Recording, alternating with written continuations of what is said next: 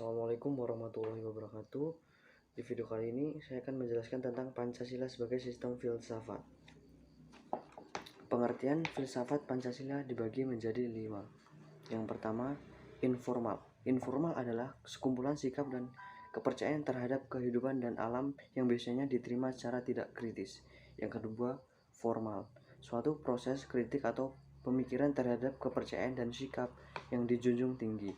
Yang ketiga, komprehensif, usaha untuk mendapatkan gambaran serta keseluruhan. Yang keempat, linguistik, analisa logis bahasa serta penjelasan arti kata dan konsep.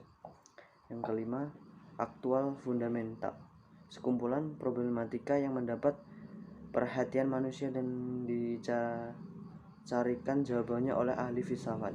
Yang selanjutnya, mengapa Pancasila dikatakan sebagai sistem filsafat? Yang pertama, dalam sidang BPU PKI 1 Juni 1945, Soekarno memberikan pidatonya dengan judul filosofis Greenwich daripada Indonesia Merdeka.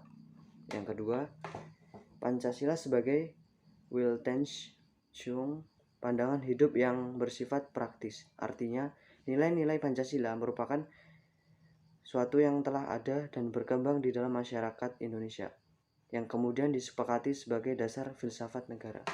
Selanjutnya, bukti Pancasila sebagai sistem filsafat. Yang pertama, Pancasila sebagai sistem filsafat, bagian-bagian saling melengkapi dan tidak bertentangan serta mempunyai kehidupan dan fungsi tersendiri. Yang kedua, Pancasila merupakan suatu pola yang dapat memadahi semua kehidupan dan dinamika masyarakat Indonesia.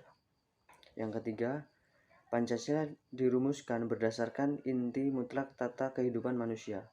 Yang keempat, Pancasila bermulai dari hasil pemikiran tokoh-tokoh pendiri negara, dibuktikan kebenarannya melalui diskusi dan dialog panjang dalam sidang BPU PKI hingga pengesahan oleh PPKI. Selanjutnya, mengapa manusia memerlukan sistem filsafat? Yang pertama, saat ini manusia dalam kondisi yang serba mudah dan nyaman.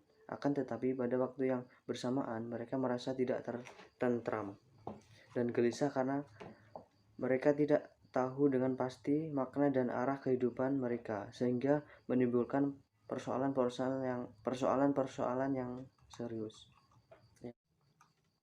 Yang kedua, filsafat dengan dipadukan dengan ilmu-ilmu lain digunakan untuk mengarahkan aspirasi dan tujuan manusia.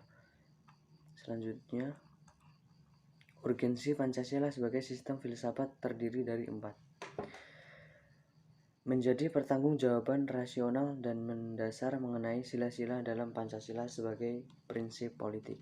Yang kedua, menjadi operasional dalam bidang-bidang kehidupan bernegara. Yang ketiga, agar dapat membuka dialog dengan perspektif baru dalam kehidupan berbangsa dan bernegara. Yang keempat, menjadi kerangka evaluasi kegiatan kehidupan berbangsa, bernegara, dan bermasyarakat, serta memberikan solusi permasalahan nasional. Selanjutnya, sumber Pancasila terdiri dari 3. Yang pertama, sumber historis, yang kedua, sumber sosiologis, dan yang ketiga, sumber politis. Yang selanjutnya, esensi dan urgen Pancasila sebagai sistem filsafat. Yang pertama, Tuhan adalah prinsip utama dalam kehidupan makhluk.